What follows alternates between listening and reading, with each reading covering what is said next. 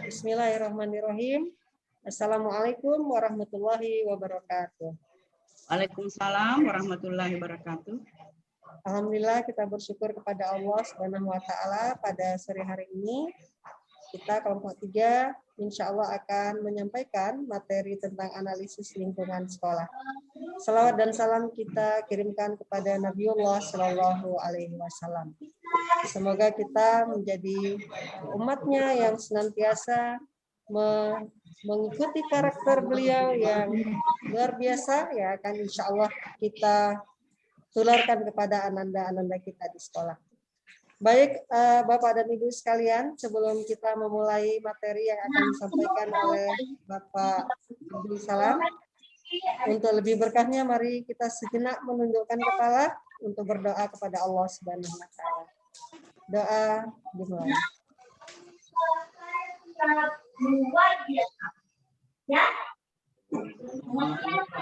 Selesai. Terima kasih. Untuk lebih hangatnya kegiatan kita pada sore hari ini, di layar sudah bersedia Ibu Hajah Nur Hayati yang akan memberikan ice breaking kepada kita yang insya Allah akan bermanfaat untuk kita semua. Kami persilakan kepada Ibu Hajah Nur Hayati. Terima kasih atas kesempatan yang diberikan kepada saya untuk memberikan ice breaking. Kita mulai, Bapak dan Ibu. Marilah bergembira. Bergembira semua, marilah bergembira, bergembira semua. Mari kita belajar profil Pancasila. Mari kawan kita belajar profil Pancasila. Yes, Masya Allah. Terima kasih, Bu. Sepertinya ini lagu karangan baru ya, Bu ya. Mudah-mudahan anak-anak kita nanti bisa menjadi pelajar yang berprofil Pancasila. Baik, untuk mengefektifkan waktu, kami persilakan kepada narasumber kita, Bapak Abdul Salam, untuk menyampaikan materi analisis lingkungan sekolah. Kami persilakan dengan hormat kepada Bapak Abdul Salam. Baik, terima kasih Ibu narasumber yang saya hormati. Bapak dan Ibu sekalian yang sampai hadir di room ini. Marilah kita bersama-sama mengucapkan puji syukur Allah Subhanahu wa taala atas limpahan rahmat taufik serta dayanya, sehingga pada sore hari ini kita bersama di room ini untuk membahas salah satu topik yang menjadi tugas kita bersama adalah analisis lingkungan sekolah. Bapak dan Ibu sekalian, analisis lingkungan sekolah ini sangat penting karena sekolah ini merupakan pusat daripada kegiatan dari sekolah penggerak itu. Olehnya itu, di dalam penyusunan kurikulum sekolah penggerak,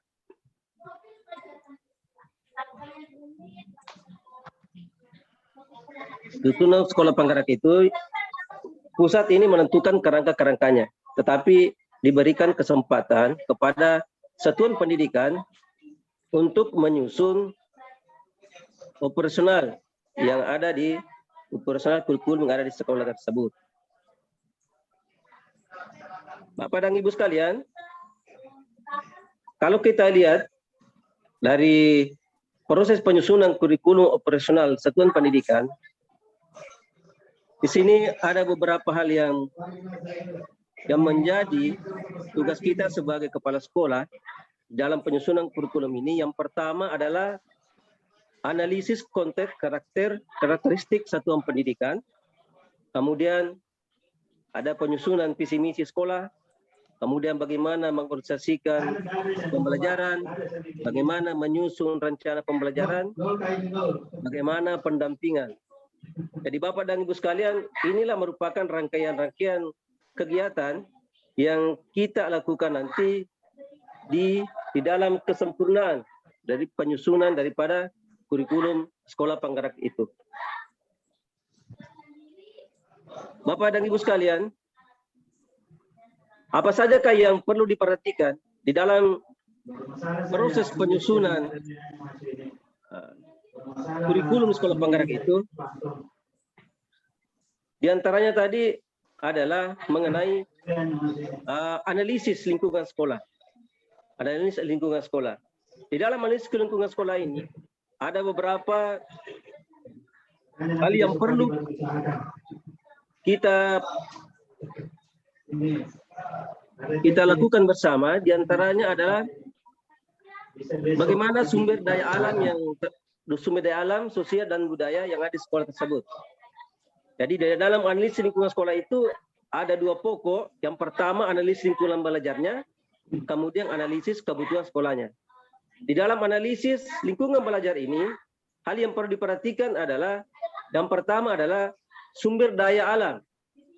Sumber daya alam ini yang terdapat di sekolah, di lingkungan sekolah kita, yang tentunya berpengaruh terhadap proses pembelajaran yang ada di sekolah kita. Kemudian berikutnya adalah sumber pendanaan. Ya. Sumber pendanaan dari mana kan? Dana yang menjadi motor penggerak yang ada di sekolah kita selama ini. Itu berasal dari mana? Kemudian yang ketiga adalah sistem dan kebijakan daerah. Nah, bagaimana pemerintah daerah menyikapi proses pembelajaran yang ada di sekolah kita. Bagaimana kebijakan-kebijakan di situ terhadap pendidikan ini, apakah ada bantuan dan sebagainya yang menjadi motor penggerak untuk proses pendidikan yang di sekolah. Kemudian berikutnya, di dalam analisis lingkungan juga ini adalah mengenai kemitraan. Bapak dan Ibu sekalian, kemitraan ini sangat penting. Siapa di antara bagaimana upaya kita menjalin kemitraan dengan warga di luar sekolah, apakah itu masyarakat, apakah itu dunia usaha, industri. Yang terpenting bahwa mereka kemitraan ini adalah membantu proses kegiatan pembelajaran yang ada di sekolah.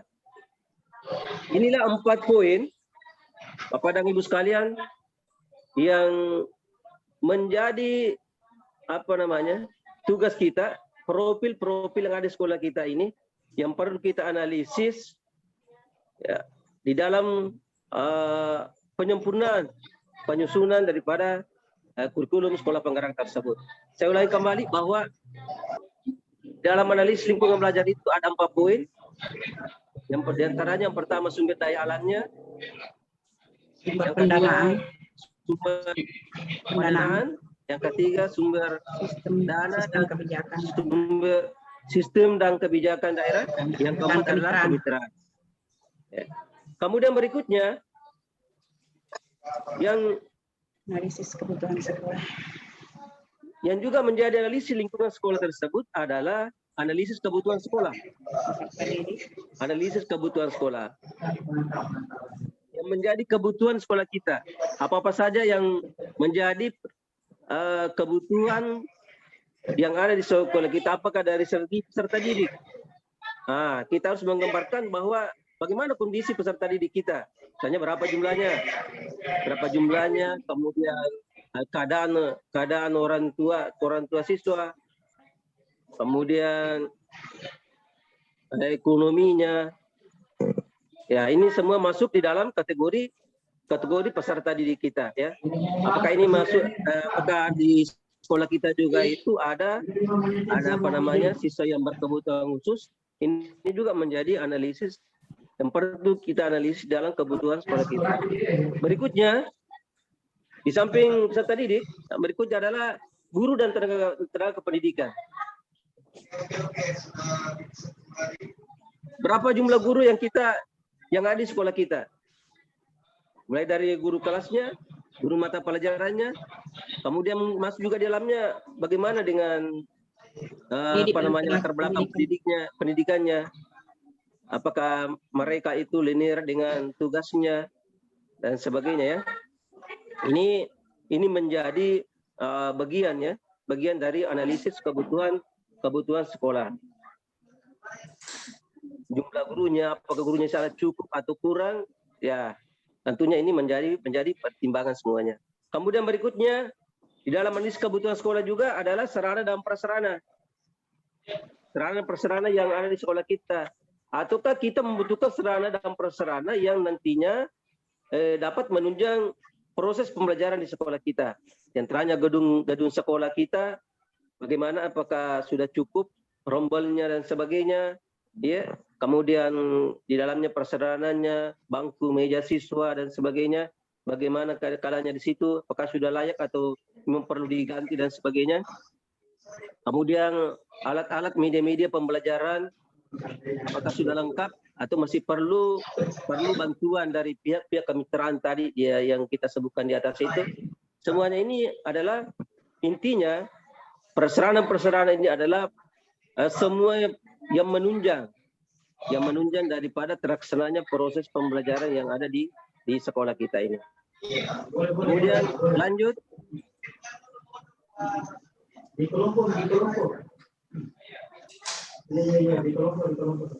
Berikutnya, yang tidak kalah pentingnya adalah visi, misi, dan tujuan. Visi, misi, dan tujuan. Ya. Bagaimana visi sekolah kita? Perlu Bapak dan Ibu sekalian, sedikit saya jelaskan apa itu visi. Visi adalah cita-cita bersama pada masa mendatang, ya. Artinya ini masa depan sekolah kita. Kita mengarahkan sekolah kita kemana? 1 tahun misalnya, anggaplah 1 tahun ke depan. Arah visi kita, arah visi sekolah kita ini kemana 1 tahun ke depan. Ini dirumuskan berdasarkan masukan dari seluruh warga satuan pendidikan. Jadi bukan hanya kepala sekolah saja yang membuat visi, tapi dimusyawarahkan dengan seluruh PTK yang ada di sekolah tersebut. Kalau perlu melibatkan komite sekolah, masyarakat sekitar untuk bersama-sama menyusun visi, ya, menyusun visi sekolah kita, ya, misalnya 1 tahun ke depan. Kemudian misi, di samping visi itu ada juga misi. Misi itu adalah pernyataan bagaimana kita mencapai visi. Nah, ketika visinya sudah terbentuk, apa langkah yang kita tempuh supaya visi tersebut tercapai? Itulah misinya. Jadi misi ini apa namanya ini menggambarkan atau merupakan indikator daripada pencapaian daripada visi itu. Yang ditetapkan menjadi rujukan bagi penyusunan program jangka pendek. Ya. Misalnya tadi kalau misalnya visinya hanya 1 tahun, maka dalam 1 tahun itu kira-kira misi kita apa? Ya, misi kita apa? Kemudian kalau misalnya jangka panjangnya apa, menengahnya dan sebagainya. Jadi sama dengan tadi, visi ini disusun oleh satuan pendidikan yang melibatkan semua unsur di dalamnya. Bukan hanya satu orang yang kerja, bukan hanya sekolah dan sebagainya, tapi melibatkan semuanya. Kemudian setelah visi ini terbentuk, jadi ada 3 poin di sini. Pertama visi, kemudian tujuan misinya, yang terakhir ada tujuannya. Tujuannya itu adalah gambaran hasil yang akan dicapai dalam kurun waktu tertentu oleh satuan pendidikan atau program keahlian dengan mengacu pada karakteristik keunikan satuan pendidikan sesuai dengan prinsip yang sudah ditetapkan. Ini tujuannya. Tiga-tiganya ini tidak bertentangan, ya. Artinya visinya sudah jelas misalnya, maka visinya dia profil pelajar Pancasila, maka misinya mengarah ke sana. Kemudian tujuannya juga mengarah juga ke misi dan visi yang sudah disusun tersebut. Tujuan ini, saya jelaskan sedikit tujuannya. Tujuan ini harus serasi dengan misi, ya, yang sudah kita susun tadi. Ya. Kemudian fokusnya ini fokus pada peserta didik. Tujuan itu fokus pada hasil yang diinginkan pada peserta didik. Ya. Jadi tujuannya juga harus spesifik, terukur, dapat dicapai dalam jangka tertentu. Jadi untuk mencapainya semua ini, untuk melihat ketercapaiannya, apakah tujuan kita bikin ini sudah tercapai misalnya dalam waktu 1 tahun, bagaimana? maka kita harus evaluasi. Adakan evaluasi. Ya, di mana letak sampai di mana ketercapaian daripada visi sudah buat tersebut. Jadi Bapak dan Ibu sekalian, saya kira ini gambaran singkat ya, gambaran singkat mengenai analisis lingkungan tentang keterkaitan asesmen dengan prinsip pembelajaran.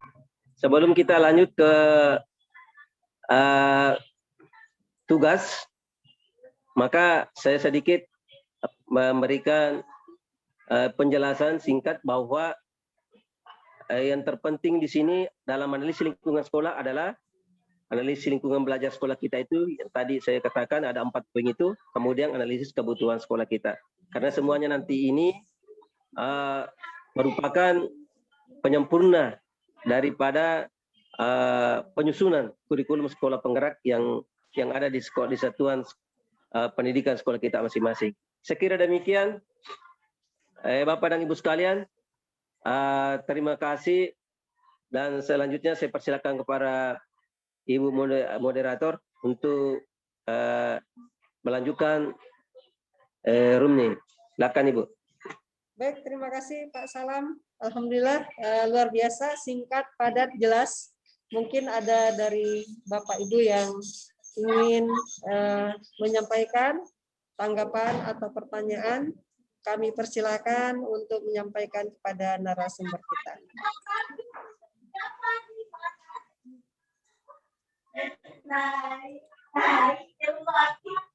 Ada Pak Bu? Bu Is mau menanggapi?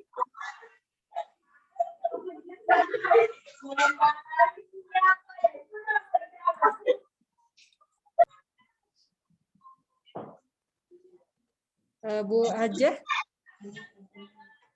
Bu Nur, ada tanggapan? Baik, kami persilakan kepada Ibu Hajah Nur untuk mungkin ada tanggapan terkait dengan materi tadi. Kami persilakan dengan hormat. Terima kasih atas kesempatan yang diberikan. Apa tadi yang disampaikan oleh pemateri tadi, mulai dari awal sampai akhir, ya alhamdulillah sudah banyak masukan yang bisa saya terima, sudah terbuka wawasan saya selama adanya situasi dan kondisi yang apa tadi yang disampaikan oleh Pak Salam tersebut. Ini tidak ada pertanyaan, cuma ucapan terima kasih kepada Pak Salam sebagai pemateri atas materinya tadi yang disampaikan kepada kami. Terima kasih, Bu. Terima kasih Bu Haji Nur. Memang tadi Masya Allah seperti saya sampaikan tadi cukup jelas dan padat.